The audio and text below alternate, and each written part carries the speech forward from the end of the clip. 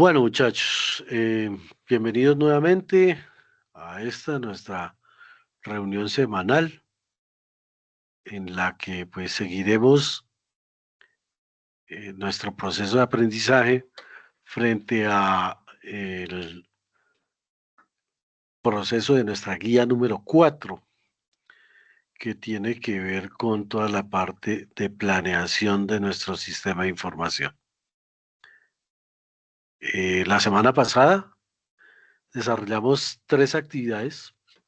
Una que tenía que ver con el concepto ya de diseño de nuestro modelo entidad-relación, que básicamente lo que nos muestra o lo que nos indujo a revisar fue el ver cómo definitivamente eh, los datos se pueden modelar y se pueden captar dentro de un marco contextual bien estipulado, que ese modelo entidad-relación va a ser la primera visión que tenemos de los datos, pero de la estructura funcional de mi organización, de cómo esos datos apoyan a cada una de las partes funcionales de mi empresa, de que cómo podemos saber que si están en una parte pueden afectarme varias cosas. Por ejemplo, una factura me afecta a mí ventas, pero me afecta la nómina, pero me afecta contabilidad, pero me afecta caja, pero me afecta producción, pero me afecta inventarios, pero me afecta absolutamente todo.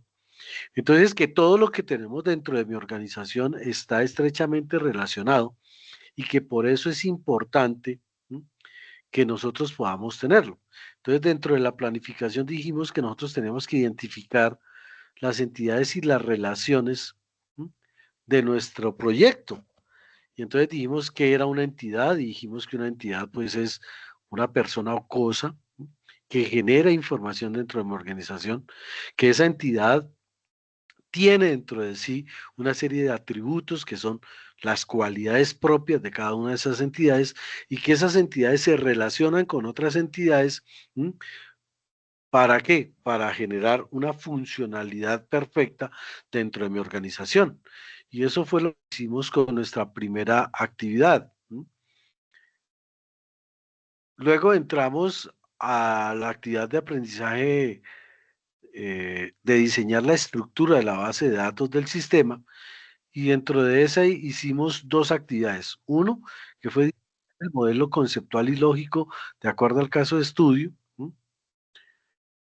Dice que básicamente el modelo conceptual representa las entidades importantes y sus relaciones para examinar los conceptos de dominio. ¿M? Y entonces decíamos que debemos realizar el modelo conceptual, el tipo de datos eh, eh, seleccionado, las especificaciones del análisis y las normas básicas de presentación de un documento. Y la segunda actividad, o la tercera actividad, fue la actividad evidencia 2, que eran modelos conceptual y lógico para el proyecto de desarrollo, que es cómo aplicábamos ya ese modelo conceptual, ¿sí?, a esa descripción general de cómo el sistema se organiza y opera. Es decir, que ese modelo conceptual, el conceptual es básicamente cómo veo yo la empresa y el lógico es cómo está estructurada mi empresa de forma que me permita a mí, de alguna manera, poder resolver claramente la estructura funcional y de datos de mi organización. Y hasta ahí llegamos en nuestra sesión anterior. Ahora bien, para el día de hoy, ¿qué vamos a hacer? A compartir mi pantalla con el objeto de poder ir mirando con ustedes cada una de las cositas que estamos realizando. Entonces, digamos que para nuestra segunda semana de la etapa de la guía 4, vamos a entrar a ver 2 actividades de la competencia 95, que es diseñar la solución de software de acuerdo con procedimientos y requisitos técnicos. Entonces, la primera es una evidencia de conocimiento que es el taller de conceptos y principios de programación orientada a objetos. Es decir, que nos vamos a devolver por allá en nuestra guía 3 donde había hablado algo de lo que era la programación orientada a objetos. Nos vamos a devolver un tricitico para poder continuar con ella. Y la segunda actividad que vamos a desarrollar es el informe de entregables para el proyecto de desarrollo software. Es decir, que en esta semana vamos prácticamente que a trabajar conceptos netamente teóricos con el objeto de encapsularnos a lo que va a ser nuestra semana tercera, que es ya hablar de todo el modelo físico de nuestra organización por medio de UML. Y entonces empezar a desarrollar ese modelo físico dentro de la organización. Por el momento lo que estamos haciendo es todos los modelos para poder adentrarnos y reconocer y poder plasmar de alguna manera cómo está funcionando mi organización y qué es lo que está haciendo. Entonces, vamos a ver qué nos piden esas tareas. Entonces, actividad de aprendizaje 2, elaborar artefactos usando el paradigma de programación orientada a objetos. Y nos dice que tenemos que tener material, conceptos básicos de programación orientada a objetos. Entonces, para ello, tenemos que irnos a nuestro eh, Sajuna, entramos a material de formación, conceptos básicos de programación orientada a objetos, aquí está, y entramos a este recurso, que es introducción, algunos de los elementos fundamentales que usan para la descripción de un algoritmo en un lenguaje de programación son los identificadores, los cuales pueden ser variables o constantes dependiendo del comportamiento de los valores que registramos. Entonces, digamos que aquí lo que vamos a hacer es transportar muchísimas de las cosas que nosotros pudimos observar en la lógica de programación y llevarlas a un lenguaje de programación. Acá están hablando de declaraciones de identificadores en Java, string, string, string, string, string, string, entero, número, acceso rápido, ¿sí? Dependiendo de qué es lo que necesite. Entonces, ¿cómo en la memoria nosotros estamos guardando la información? Acuérdese que todo lo que nosotros hacemos, el sistema lo transporta ¿a qué? A octogonal, ¿sí? Para después bajarlos a binarios. Entonces, digamos que entender el proceso mediante el cual, como que, digamos, comillas, el sistema va a pensar, pues es lo que nos va a ayudar a resolver este eh, tema que vamos a tratar. Entonces, programación orientada a objetos, digamos que hasta hace unos años nosotros trabajábamos con programación lineal. ¿Qué era la programación lineal? Coger un programa y llenarlo llenarme de líneas de código en el cual si yo necesitaba estas 4 o 20 o este segmento de programa de acá, tenía que repetirlo aquí, tenía que repetirlo aquí, tenía que repetirlo acá. Con la programación orientada a objetos, ustedes se dieron cuenta en la ejecución que hicimos de Visual Studio, que lo que se hace son fragmentos de programa y al finalizar lo que hicimos fue llamar esos fragmentos de programa para que se ejecutaran. Entonces, si yo tengo que ejecutar acá este segmento, pero tengo que ejecutarlo más abajo y tengo que ejecutarlo más abajo, pues ya lo tengo acá y lo único que hago es un llamado y con base en eso lo estamos trabajando. Entonces, después de que vino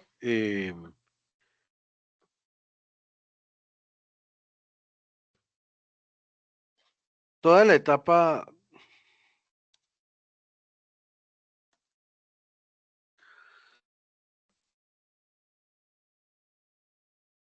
de programación en línea, pues vinieron una serie de cosas que se fueron notando, ¿no? Y que fueron dándonos lineamientos acerca de cómo trabajar adecuadamente. Entonces ya después vinieron funciones y procedimientos, pero el problema de la función y el procedimiento es que estaban dentro de mi programa.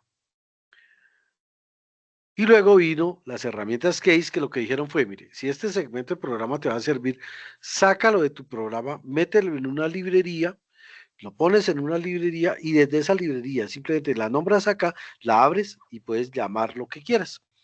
Entonces eso lo que buscó fue que finalmente se redujera considerablemente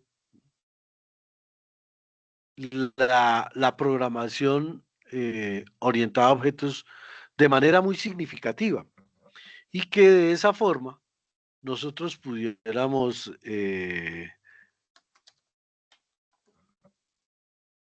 trabajar orientando o trabajando muchos elementos de forma fácil, rápida y segura. Aparte de eso, la programación orientada a objetos lo que me dijo fue, venga, no le cambie las condiciones a su cliente. Uno de los grandes problemas que nosotros teníamos cuando iniciábamos nuestro proceso de programación era que el cliente notaba que las cosas que nosotros desarrollábamos no eran acordes con lo que él estaba queriendo. Perdón un segundito, por favor.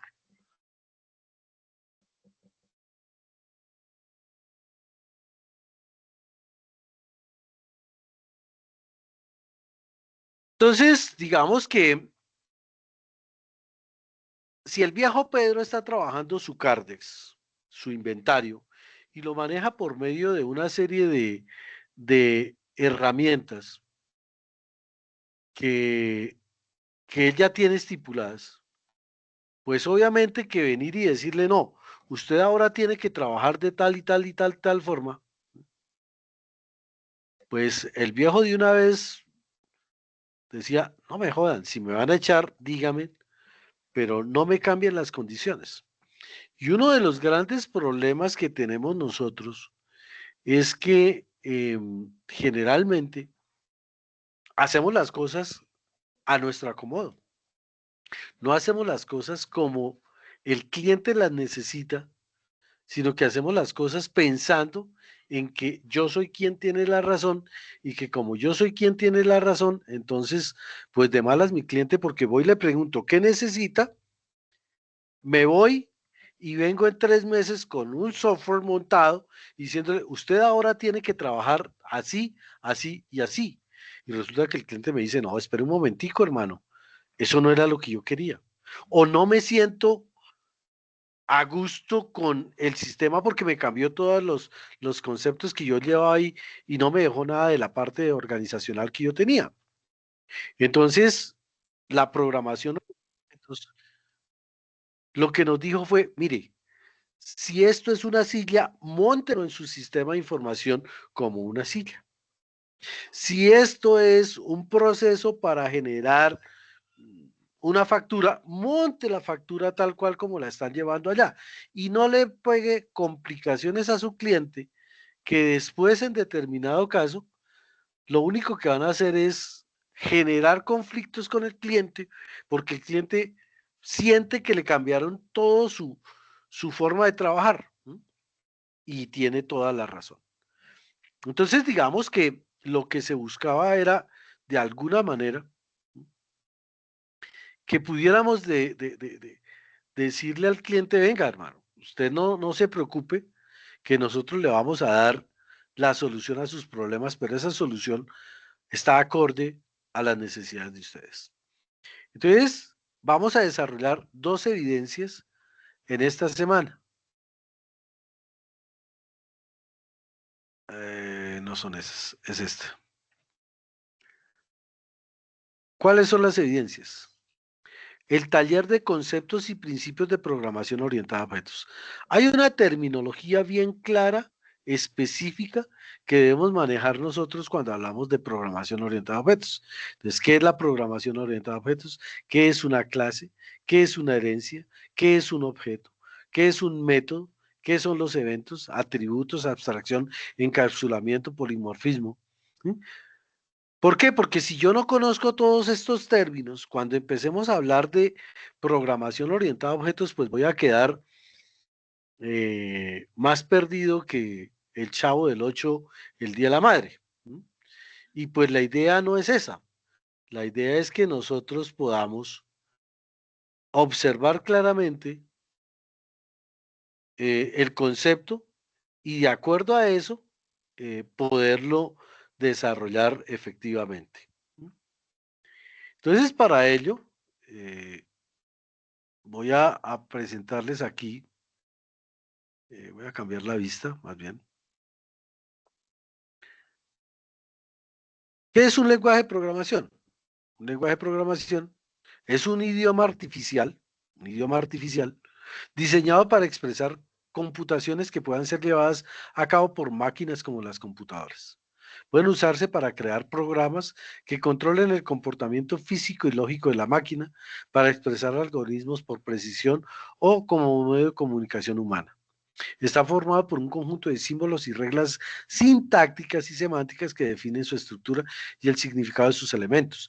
De esto ya hemos visto aquí gran cantidad. Entonces vimos que era una sentencia, vimos que habían secuencias repetitivas, que habían árboles de decisión, que habían secuencias iterativas, que había una serie de cosas que ya las vimos acá y que ahora las vamos a llevar a lenguajes de programación. Mire todos los que hay aquí. MATLAB, ¿sí? Python, Java, PHP, ¿sí? C, hay cualquier cantidad, C++. También la palabra programación se define como el proceso de creación de un programa de computadora mediante la aplicación de procedimientos lógicos a través de los siguientes pasos: el desarrollo lógico del programa para resolver un problema en particular, escritura de la lógica de programación empleando un lenguaje de programación específico, codificación del programa, ensamble o compilación del programa hasta convertirlo en un lenguaje de máquina, prueba y depuración del programa y desarrollo del documento, de la documentación. Cuando yo trabajo un lenguaje de programación como Python, como eh, Java, como C++, yo generalmente no trabajo sobre el lenguaje de programación, sino que tengo que tener un traductor. Y ese traductor, en algunas partes, nosotros lo podemos colocar como el compilador, que es el que me recibe a mí lenguaje natural y lo convierte al lenguaje de máquina. ¿Mm? Entonces, él lo convierte al lenguaje de máquina, que es octogonal. Ese lenguaje de máquina lo pasan a un ensamblador o assembler, y ese assembler lo que hace es que traduce todo a unos y ceros para que llegue a un circuito eléctrico que hace un 1 o un 0 dependiendo lo que él requiera. ¿Mm? Entonces, fíjese cómo acá ya conocemos una serie de pasos. El desarrollo lógico del programa es toda la parte de algoritmia que nosotros ya hemos trabajado. ¿Y cómo ese algoritmo yo lo puedo llevar a un lenguaje de programación específico, ¿cierto? Para que ese lenguaje lo monte en un ensamblador o compile el programa para pasarlo a un lenguaje de máquina que es octogonal. Del lenguaje de máquina, luego hace una prueba y depuración del programa para mirar que esté corriendo bien y luego hace el desarrollo del documento como tal. Entonces, fíjense que tenemos una serie de palabras claves. Ahora, ¿qué elementos encontramos dentro de ese contexto? Pues vamos a encontrar varios elementos. ¿M? El primero de ellos es variables y vectores. ¿En dónde guardamos la información? La podemos guardar en una declaración que pueda cambiar valores o en una variable que es un condicionante, variables o una constante, perdón. Hay condicionantes, son estructuras de código que indican que para cierta parte del programa se ejecute deben cumplirse ciertas premisas. Entonces, si se cumple tal cosa, entonces haga tal cosa, si no, haga tal otra. Esto ya también lo vimos en algoritmia, esto lo vimos en algoritmia. Los bucles, que son parientes cercanos de los condicionantes, pero que ejecutan constantemente un código mientras que se cumple una determinada condición. Entonces hablamos del para, del, o el for, del while o el mientras que, y de las funciones que son segmentos de programa que nosotros hacemos en la parte superior y que de allí hacemos un llamado específico para que él trabaje adecuadamente. Eso es lo que estamos haciendo y hasta ahí hemos venido trabajando. Entonces, digamos que aquí todavía no tenemos cosas nuevas que nos lleven a manejarlos. Ahora, hay una clasificación de los lenguajes de programación. Los primeros son lenguajes de bajo nivel, a nivel de circuito, los microprocesadores. Entonces, todas esas tarjetas del celular ya traen unos microprocesadores insertos ahí que ya traen unos programas determinados dentro de él y lo que hacen es los queman bajo una estructura y los montan ahí. La calculadora que nosotros conocemos es una serie de microprocesadores que están incorporados ahí y que hacen cada uno una función de esos. Son, eh, son llamados lenguajes de bajo nivel, aquellos constituidos por instrucciones en lenguaje de máquina o próximos a él. Entonces, trabajamos al lenguaje de máquina y lenguajes de alto nivel. Al pensar en una computadora, normalmente se concibe como una máquina que realiza tareas de procesamiento de texto y cálculo. Esta es una percepción bastante sintética y esquemática de entender la computadora. Existe un alto nivel de abstracción entre lo que se pide a la computadora y lo que realmente estás realizando. Entonces, oiga, para que esto se ejecute, debe haber detrás de esto un lenguaje de programación como este que realice una serie de tareas y las pueda determinar. Ahora, ¿cómo han evolucionado los lenguajes de programación? Aquí vemos que han evolucionado de una manera muy rápida. En 1983, Ada aparece como el primer lenguaje de programación.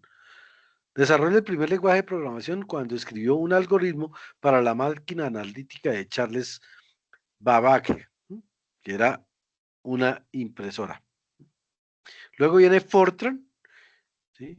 El IBM Mathematical Formula Translating System, un lenguaje de programación de alto nivel de propósito general para cálculo numérico y científico.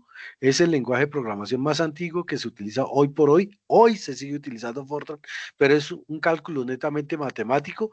Reemplazó algo que nosotros conocíamos aquí como la tarjeta perforada e implementó la tarjeta perforada. Es decir, que el programa nosotros lo escribíamos acá, descubriendo estos huequitos sabíamos qué era cada una de las cápsulas que teníamos. Luego en 1958 viene el Lisp Processor, utilizada para la notación matemática y temas de ciencias de la computación, direccionado originalmente en 1958 por John McCarthy y sus colaboradores en el Instituto Tecnológico de Massachusetts. El Lisp es el segundo lenguaje de programación de alto nivel de mayor antigüedad entre los que continúan teniendo un uso extendido en la actualidad. Únicamente Fortran es anterior. Luego sigue Cobolito, ¿sí? Usado principalmente para la informática empresarial. Es el primer lenguaje de programación que se demanda por el Departamento de Defensa de Estados Unidos y ya tenía código de esto y una sintaxis básica. Luego vino BASIC, diseñado para la simplicidad. Su popularidad explotó a mediados de los años 70 con los computadores personales. Entonces, BASIC fue el primero que montó en computadores de uso personal. Luego viene Pascalito, que era una belleza. Lo alcancé a trabajar. Pascal es un lenguaje creado por el profesor suizo Niklaus Witt entre los años 1968 y 1969 y publicado en 1970. Su objetivo era crear un lenguaje que facilitara el aprendizaje de programación a sus alumnos. Entonces era muy didáctico.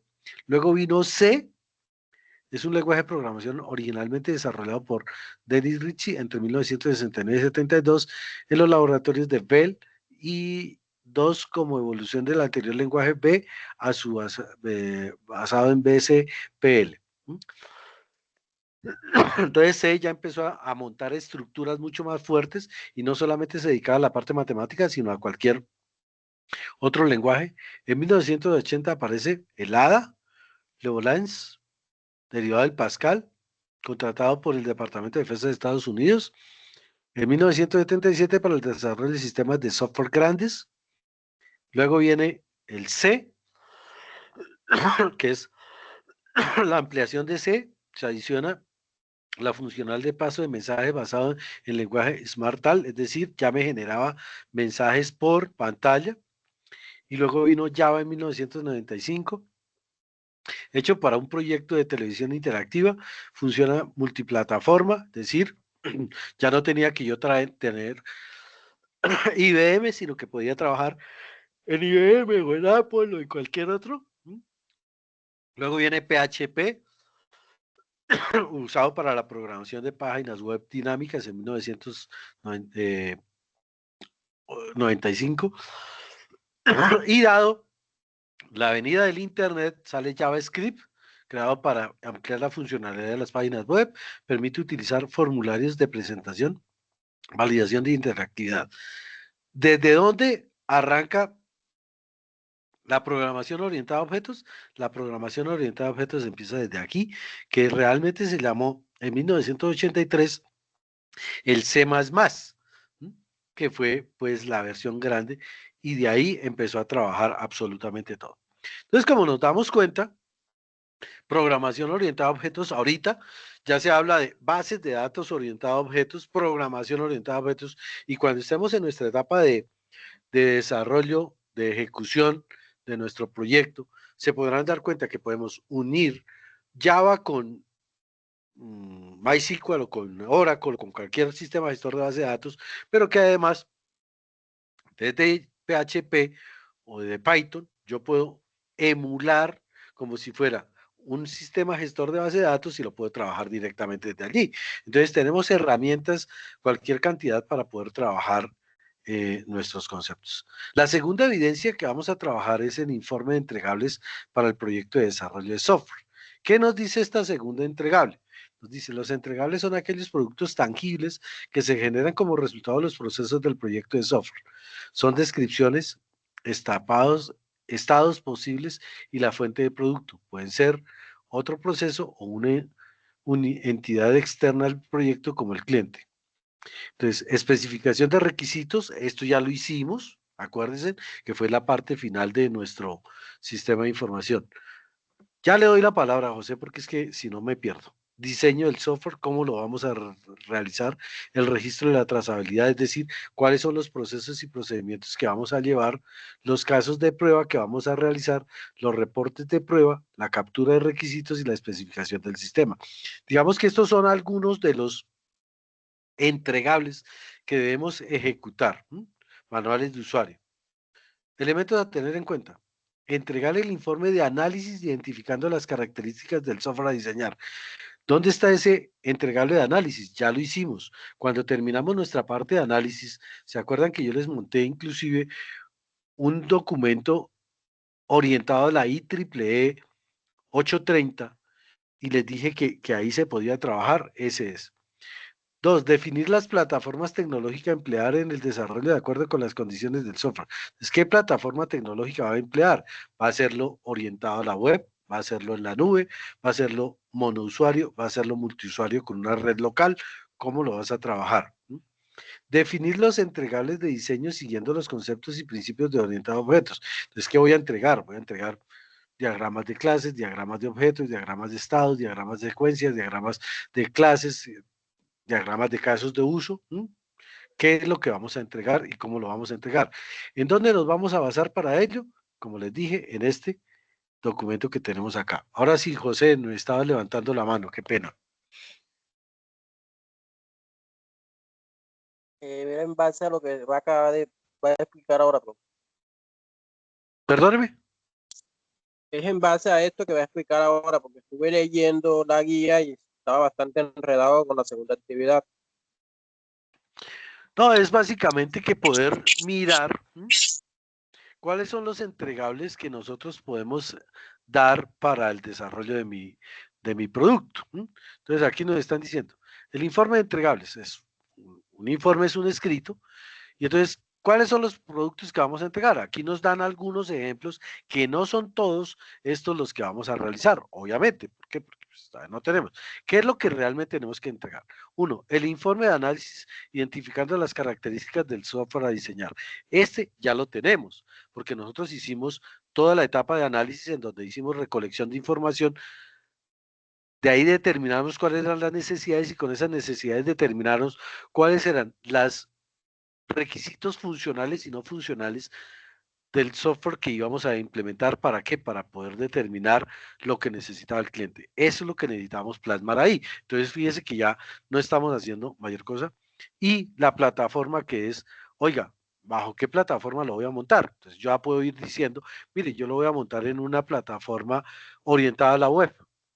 Voy a más bien trabajarlo eh, orientado. ¿Por qué? Porque si yo digo que voy a trabajar bajo orientado a web, yo ya tengo que trabajar en Visual Studio, o tengo que trabajar Python, o tengo que trabajar PHP, porque C++ no me va a dar para poderlo trabajar. Entonces, fíjense cómo yo voy orientando las cosas a las necesidades que yo tenga. ¿M? Y tercero, definir entregarles de diseño siguiendo los conceptos. Entonces, de acuerdo a lo que tenemos acá, ¿sí? Clases y objetos, ¿sí? Ustedes van a mirar, ese no es, conceptos básicos de programación, sí. Atributos, métodos, entidad, atributos y métodos. Entonces, fíjese que identidad permite distinguir un objeto de otro. Los atributos son las propiedades de ese identidad o ese objeto que estamos determinando, y los métodos representan el comportamiento del aspecto. Entonces, yo tengo una persona, sus atributos, nombre, apellido, edad, estatura y género, ¿m? Y ¿qué hace? Comer, hablar y reír. Entonces, esto se llama un objeto y así es como se define el objeto, en tres partes, que son estas tres partes que están aquí: identidad, atributos y métodos. Entonces, una clase o un objeto se define así. Entonces, objetos. ¿Quién? Bart Simpson, Lisa. ¿Y quién es esta? Yo no me acuerdo. ¿Sí? Y objeto, eh, Lisa Simpson y el Simpson como tal. ¿Qué hacen ellos? Comer. Entonces, es una propiedad que hace cada uno de ellos. Entonces, fíjese que esto se asemeja muchísimo a lo que nosotros hicimos con el modelo entidad-relación. Esta es una entidad que se llama persona. Nosotros lo colocábamos allá como una entidad cliente, una entidad bibliotecario, una entidad factura. La factura también tiene que ir aquí. ¿Cuáles son los atributos? Y aquí generar factura, imprimir factura, borrar factura, corregir factura. Esas son las actividades que tenemos que hacer, ¿ya? Entonces, fíjense que cuando nosotros hablamos de programación orientada a objetos, tenemos que tener la capacidad de poder determinar claramente qué es esa programación orientada a objetos y cómo nosotros la podemos describir. Entonces, eso es básicamente lo que tienen que hacer. Luego van a encontrar que hay clases y que hay objetos que, mire, una clase está constituida por varios objetos. Entonces, la persona. Todos aquí en el curso somos personas, pero hay dos clases de objetos. Uno, instructor; dos, aprendiz. O yo podría decir la persona, pero entonces hay diferentes personas. Entonces, Julio, Pedro, Juan y Carlos. Cada uno es un objeto diferente porque yo soy una persona, pero Juan es otro, pero Pedro es otro, pero Carlos es otro. Y entonces ¿tenemos nombre todos? Sí. ¿Tenemos apellido todos? Sí. ¿Tenemos una edad? Todos, sí. ¿Tenemos estatura? Sí. ¿Tenemos género? Sí. Pero, por ejemplo, acá, esta edad de 1,50 es totalmente diferente a la edad de 1,85, entonces hace que esta persona sea totalmente diferente a esta. Si yo tengo aquí cédula, nombre, dirección, teléfono, ¿sí? La cédula va a ser diferente para la persona 1, para la persona 2, para la persona 3. Entonces, un grupo de objetos me forman una clase. Y los métodos: informar datos personales, que es la información común a todos y cada uno de ellos. Bueno, eso es entonces, digamos que lo que debemos nosotros mostrar en un momento determinado. Ahora bien, los atributos de los objetos que se definen en una clase, cuando se escriben en el lenguaje modelado formal o en un lenguaje de programación, se estructuran de forma similar a cómo se definen los identificadores, es decir, cada atributo se expresa en un tipo de dato, nombre identificador, etcétera. Entonces, es exactamente lo mismo que estamos haciendo, ¿m?, en, mm, en el desarrollo propiamente dicho, ¿ya? Entonces, digamos que acá lo interesante es ver cómo yo puedo, en un momento determinado, em, ordenar mis objetos. Y fíjese que ya teniendo un poquito de concepto sobre lo que fue mi base de datos, ya nos queda un poquito más fácil a nosotros poder determinar claramente qué es un objeto, qué es una clase, qué son los atributos. Obviamente ya en la próxima clase nosotros entraremos a revisar con mayor detenimiento cada uno de esos eh, desarrollos mediante el UML, porque ellos me permiten de alguna manera poder adentrarme en ese contexto de lo que es realmente mi base de datos, mi lenguaje de programación como tal. Ahora, es interesante también que ustedes lean este, que es el diseño del modelo conceptual bajo el paradigma orientado a objetos. ¿Por qué? Porque como ya vamos a empezar a desarrollar, entonces vamos a empezar a mirar UML, pero pues UML, si ustedes se dan cuenta en el cronograma de nuestras actividades, UML lo vamos a ver con detenimiento la próxima semana. Entonces, lo que sí, vayan mirando qué es programación orientada a objetos y hacia dónde los lleva la programación orientada a objetos para que ustedes puedan tener claridad sobre el tema y poder discutir sobre el tema. Entonces, teniendo claridad sobre la programación orientada a objetos, pues digamos que yo ya tengo ganado cierto y determinado porcentaje dentro de lo que estamos revisando.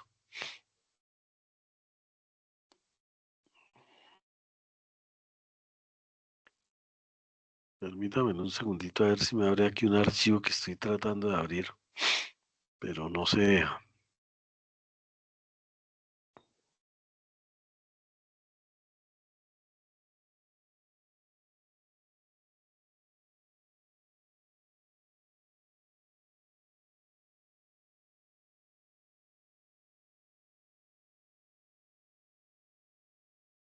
Entonces,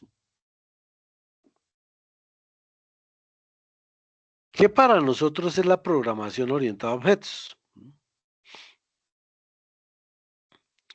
Hace unos años, un amigo conocido de ustedes que se llama Bill Gates vino y dijo que la orientación a objetos será la más importante de las tecnologías que surjan en los años 90. Eso lo dijo Bill Gates en 1988, cuando se generó Java.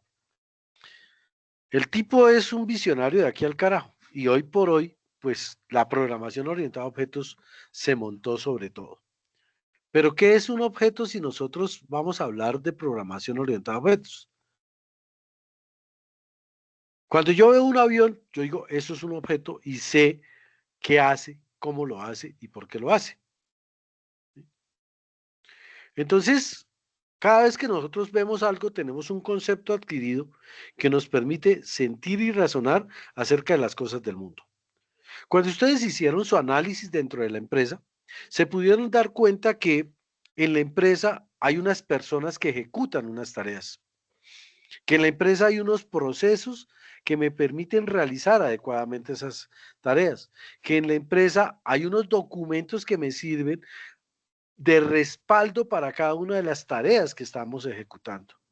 Y eso nosotros los podemos conjugar y decir que es un objeto. Luego, un objeto podría ser algo real o algo abstracto. Por ejemplo, en una organización, una factura puede ser un objeto, una pantalla de un usuario puede ser un objeto, un avión es un objeto, una mesa es un objeto, un vuelo de avión, una reserva aérea, toda esa serie de cosas podrían en un momento determinado decirnos que son objetos que nos permitan a nosotros realizar actividades de una forma eh, clara y contundente. Ahora bien, ¿Qué son las clases y de esos objetos? ¿Qué es una clase para nosotros? Voy a cambiar aquí mi forma de ver para poder que ustedes vean aquí. Una clase es una descripción generalizada de un conjunto de objetos similares. Yo podría decir entonces que una clase puede ser mi familia. Mi familia está constituida por una serie de personas y en esa persona hay unos objetos. En esa familia hay unos objetos y esos objetos son papá, mamá, hermanos, tíos, primos y vamos generalizando. Entonces, una clase coge todo el contexto. No nos vayamos muy lejos, muchachos. Hablemos de conjuntos. ¿Qué era un conjunto? ¿Ustedes se acuerdan de casualidad esas clases por allá de matemáticas de tercero y primaria donde nos hablaban de conjuntos? ¿Y qué era un conjunto? Un conjunto es una colección de objetos que cumplen determinadas funciones y que lo podíamos hacer. Yo tenía un conjunto que se llamaba frutas y dentro de frutas yo tenía manzanas, peras, uvas, plátanos y funcionaba. Pero si yo colocaba un conjunto que se llamara bananos, yo no podía meter allá fresas porque ya se me salía del contexto. Yo tengo que contextualizar cuál va a ser mi clase. Todos los objetos que existen dentro de una clase heredan sus atributos, que es, si es persona, entonces tiene un nombre, tiene una dirección, tiene un teléfono, tiene una edad, tiene un peso, tiene una serie de cosas, un sexo, ¿sí? Masculino o femenino. Y un objeto es una instancia o variable de una clase. Un objeto se distingue de otros miembros de la clase por sus atributos. Entonces, yo tengo una clase que se llama coche. En esa clase, coche, están unas propiedades, arrancar, ir, parar, girar, color, velocidad, carburante. Entonces, el color, la velocidad y la forma de carburar son los atributos. El arrancar, el ir, el parar y el girar son los métodos y el nombre de la clase que es coche. Un objeto de esa clase es un Ferrari. Entonces, coche, Ferrari, nombre del objeto, métodos, arrancar, ir, parar, girar, datos, rojo, 280 kilómetros por hora y lleno. Entonces, mire que acá está generalizada, acá está un objeto. Clase, objeto. Conserva que los métodos son los mismos, pero sus atributos varían dependiendo del objeto que esté describiendo. Eso es lo único que varía. Ejemplos de objetos con sus métodos. Tipo de pantalla, espacio de memoria, cantidad de tonos, tono de antena, cantidad de idiomas, métodos o comportamientos. Entonces, superclase, clase, teléfono celular, subclase, smartphones. Y entonces, estas son las propiedades o atributos y estos son los métodos o comportamientos de quién? De un celular común y corriente. Entonces, clases y subclases. Entonces, decimos que una clase principal, la pelota. Entonces puede ser pelota de tenis, pelota de fútbol, pelota de rugby, pelota de ping-pong. Entonces, estas son subclases, porque dentro de fútbol yo podría colocar de fútbol 5 o de fútbol 11 o de microfútbol o de, no sé, y cada una es diferente. Entonces, vamos dando. Entonces, ¿por qué la orientación orientada a objetos? La técnica orientada a objetos sigue con frecuencia el mismo método que aplicamos en la resolución de problemas de la vida diarias. El análisis y diseño orientado a objetos modela el mundo en términos de objetos que tienen propiedades y comportamiento y eventos que activan operaciones que modifican el estado de esos objetos. Entonces, aquí lo que hay que tener claro, muchachos, es cuáles son las cualidades, el nombre, los atributos y cada una de las operaciones que va a hacer esos objetos. Son las tres cosas básicas que hay que tener. Ahora, cuando ya hablemos de objetos y clases, van a encontrar que hay herencia y que toda esa serie de cosas, pero por el momento, digamos que lo importante es eso. El paradigma orientado a objetos, bueno, algunos beneficios de la programación orientada a objetos, reutilización, lo que les dije, creo un objeto aquí arriba y lo llamo por aquí en la parte de abajo, integridad, encapsulación, es decir, queda ahí para toda la vida, la forma de pensar en objetos es más natural y la programación es mucho más sencilla.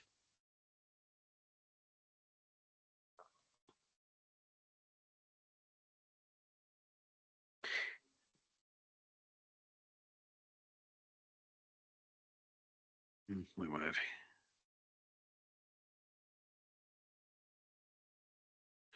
Los métodos el paradigma de orientación a objetos, eh, un sistema se concibe como un conjunto de objetos que se comunican entre sí mediante mensajes. Objetos más mensajes igual al programa.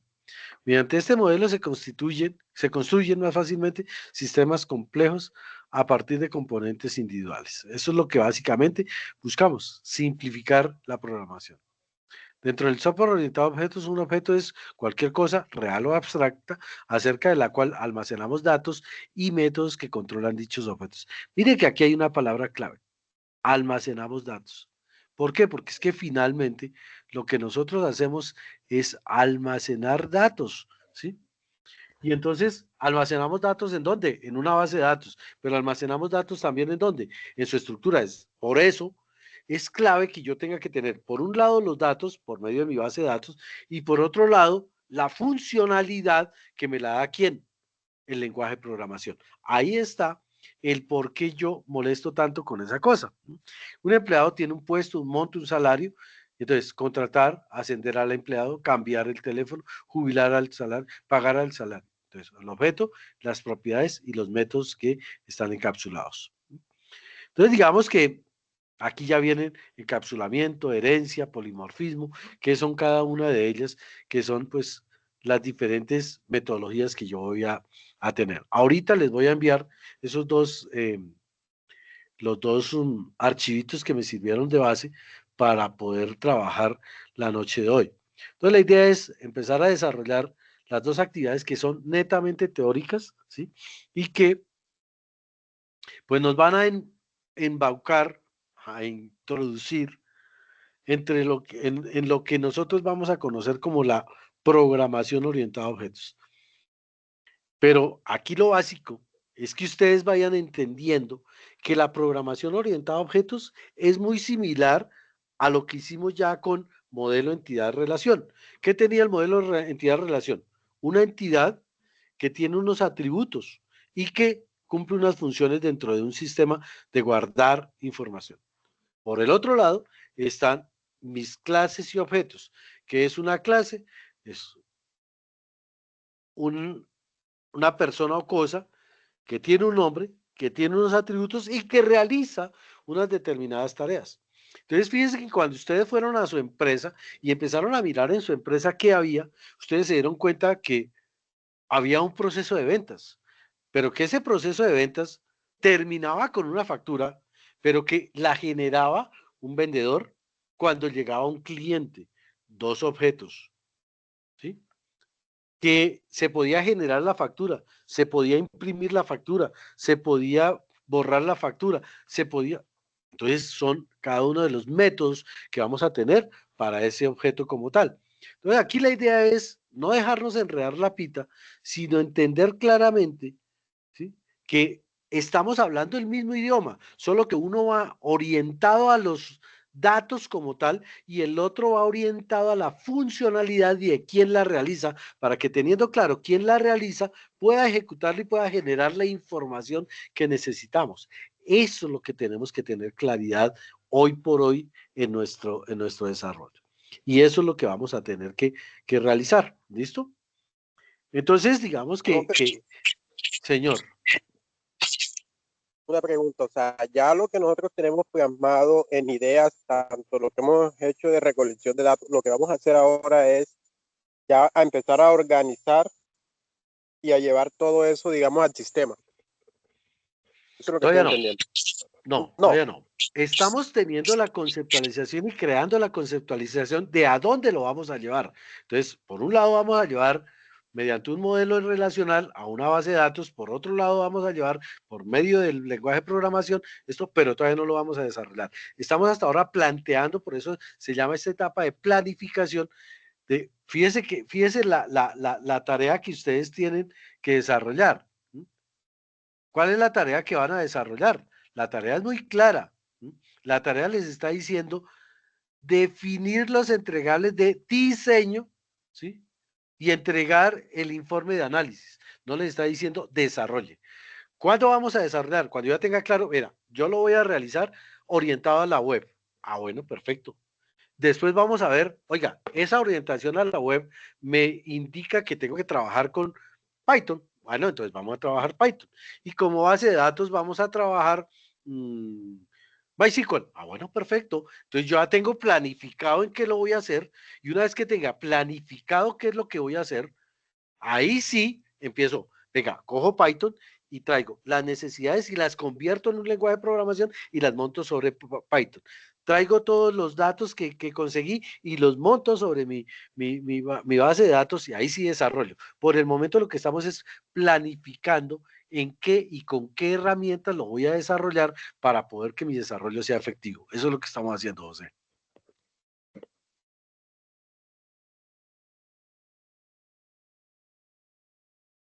¿Alguna otra pregunta? Por el José. momento no. No, por el Bueno, momento no. ok, perfecto. Estaba pensando en esa parte, como estamos ya, digamos, en parte de programación, lo que es también creación de base de datos, entonces yo dije, vamos a coger ya la información que tenemos ya y vamos a empezar a planificar para después diseñar. No, estamos diseñando, o sea, nosotros hicimos análisis. Ahora Sí, estamos planificando para generar el diseño. Con la planificación yo lo que estoy buscando es generar un diseño bien definido que me permita a mí ir y cuando ya tenga, porque fíjense que estamos hablando de diseños de modelo conceptual y lógico. ¿Qué es el modelo conceptual? Lo que yo ya busqué con el análisis. ¿Qué es el diseño lógico? Llevarlo a un algoritmo y llevarlo a un lenguaje de programación para después, ya tengo mi diseño, entonces lo llevo a dónde? A mi modelo físico. ¿Y cuál es mi modelo físico? Lo paso a un lenguaje de programación o lo paso a la máquina mediante un lenguaje de programación y mediante mi base de datos. Eso es lo que estamos haciendo. bueno, profesor, gracias. Listo, señor. Ok. Bueno, chicos, por otro lado les cuento que mañana voy a tener eh, reunión con el equipo de formadores. La verdad, estoy satisfecho. Quiero felicitarlos porque del grupo 289, 10 personas van al día. Del grupo 298 van 14 personas al día. La idea es que se sostengan, que continúen.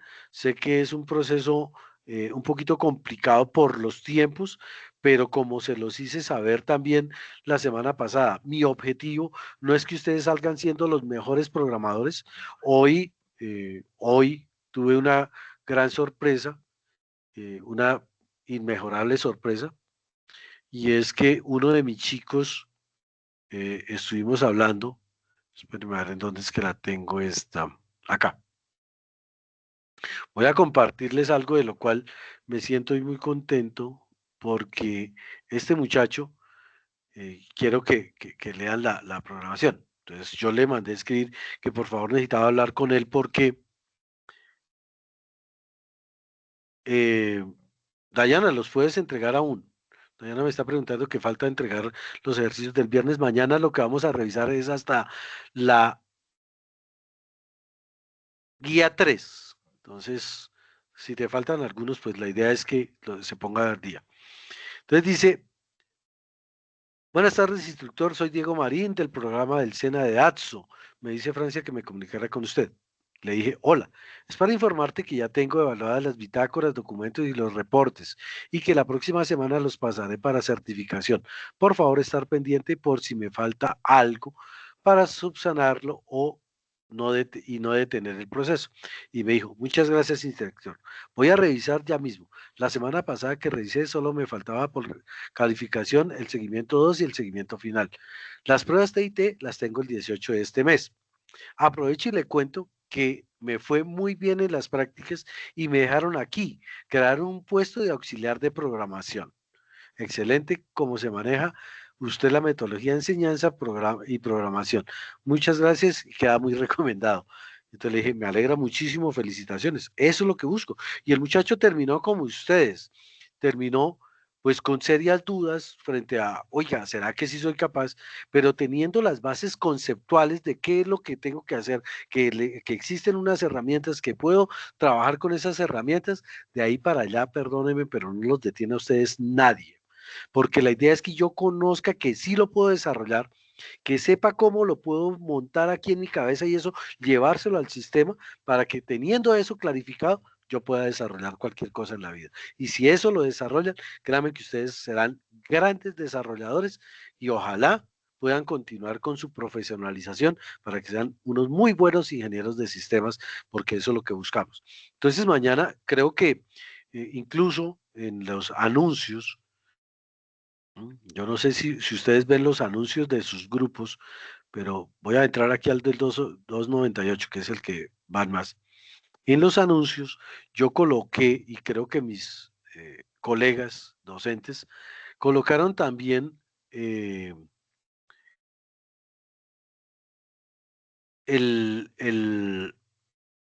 no, ventana no, toda la pantalla, para que quede claro. Colocaron en los anuncios, colocamos el cuadro de honor. Mañana seguramente vamos a colocar el cuadro de honor completo de toda la guía 3.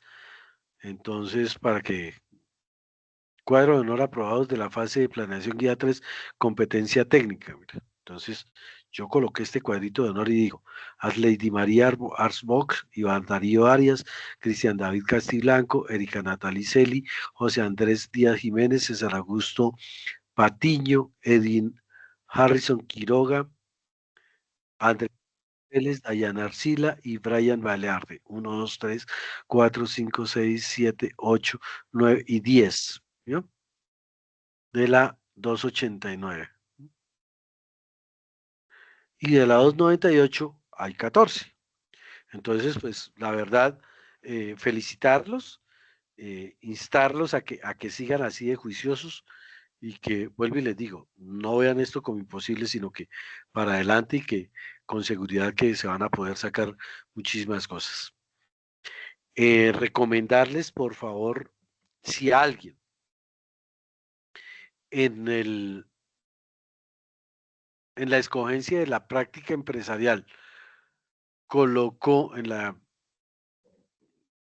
el proyecto productivo, colocó vínculo, contrato de aprendizaje y entró a trabajar, tiene que por favor informarme para poder hacer el cambio en el sistema, porque usted no puede tener contrato de aprendizaje y estar vinculado con una empresa, porque automáticamente el SENA lo sanciona y se queda por fuera de la carrera. Entonces, si alguien lo hizo, para que lo hagamos con tiempo y no tengamos después ningún inconveniente.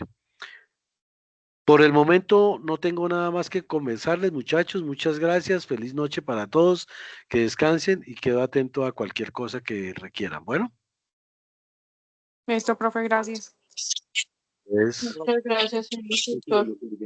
Gracias, profe.